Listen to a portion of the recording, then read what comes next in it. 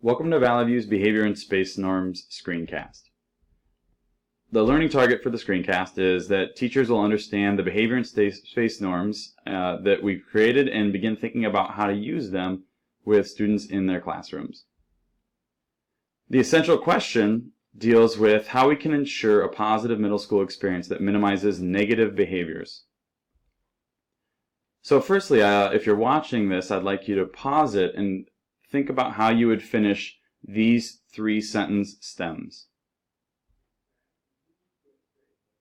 Okay, welcome back. The goal of these sentence stems is for us to start to think through some of the behavior issues that crop up throughout the year and how we deal with them, how we have in the past and how we want to in the future. One of the things that we decided to help us at Valley View was that norms should be created. So why create norms? One of the 4 of the reasons are to create a cohesive middle school experience, to be more proactive as a school and less reactive, to set common expectations up for students, teachers, and staff, and to make sure that we're ensuring clarity with all of our stakeholders, whether it's students, parents, or staff. So creating clarity, right? All those unwritten rules that exist either in school or society that we aren't always super clear with, like on an airplane, in a restroom. If you look at the cartoon on the bottom, a boss who is asking about some unspoken objectives that he has for one of his workers, and his worker on the right says, yeah, I'm totally nailing him. So how can we expect our students to know exactly what we expect if we don't have clear norms that we've articulated at the beginning of the year and throughout the year? So again, clear norms. This takes me to a metaphor that I was thinking about, which goes along with a best-selling book called Switch.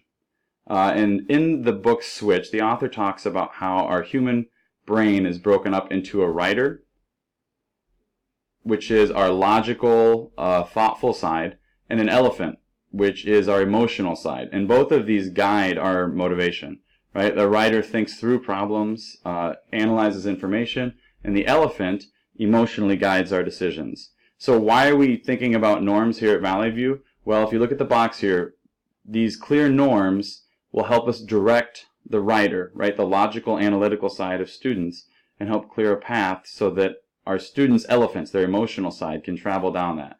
We still need to motivate the elephant, the emotional side of our students, right? Just having these norms and posting them isn't going to change student behavior, but they're a powerful step in making sure that expected behaviors are clear and well articulated, and it's our job to help guide our students down that path. So how are these space and behavior norms determined? First off, we had optional committee work last year, and that committee developed rough drafts for norms. They were presented in the spring to get feedback refined by the leadership team over the summer, and we have signs that are going to be created and posted throughout the school, and it'll be our goal throughout the year in these first couple days of school to make sure that these norms are well articulated to our students. So examples, the committee last year identified space and behavior norms for throughout the building. And you see a long list that we'll not go through right now, but they ranged anywhere from general school-wide rules all the way down to how students are supposed to act in the bathroom or locker rooms.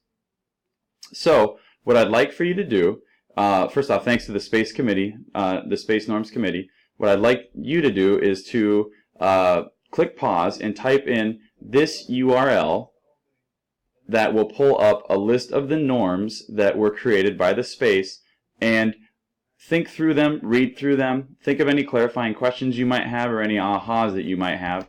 If you click on this link, you'll see that the document basically breaks it down by space. So we have school-wide norms, where we identified 3 major school-wide norms that are general in nature and that exist in any space that we've identified, such as extended learning spaces. Each of them starts with those 3 school-wide norms of do what's best for my learning, I'm going to treat others the way I wish to be treated, and I'm going to respect the space, furniture, and materials.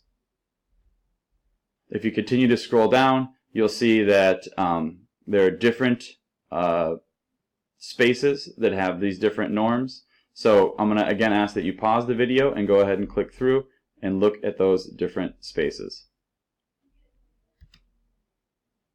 Okay, welcome back.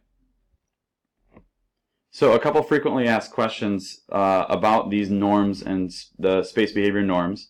So when are students going to be learning about these norms? Our vision is that they would be learning about these norms in the first 2 days of school with the late start schedule that we're utilizing, either in the first 2 hours of the day or in their class periods as they're cycling through their schedule. So you at your grade level or your team will be talking about how you're going to do that in classes, whether they're divided up. Also, we're going to try and be smart about using the spaces where kids are in order to teach them about the norms. For instance, there'll be a presentation for the cafeteria, and students will hear from various supervisors in the cafeteria about norms. We're also asking for volunteers on the first day of school and the second day of school to go onto buses as students board them and to go over the bus norms with students.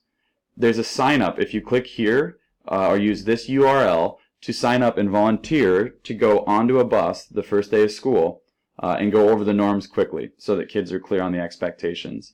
We'll use things like assemblies in order to go over the assembly norms.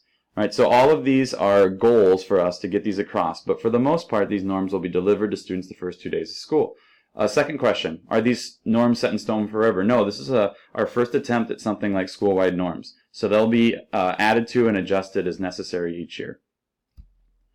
Next, what about when norms aren't followed, right? We would all love an ideal school where we post these norms and we direct students and everyone follows them just as we'd like.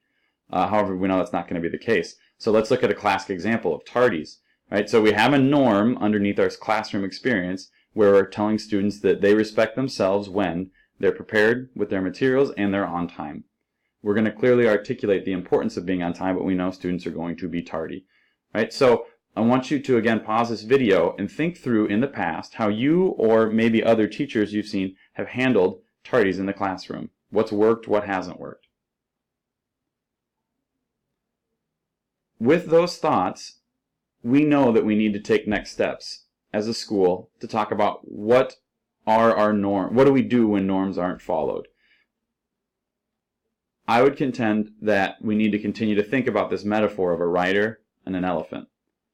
Right? As long as we have our norms clearly articulated to students and we continue to emphasize them, the rider, the logical piece of them, will know that they're expected to be in class on time, that's important because then they'll gather all the learning that they need.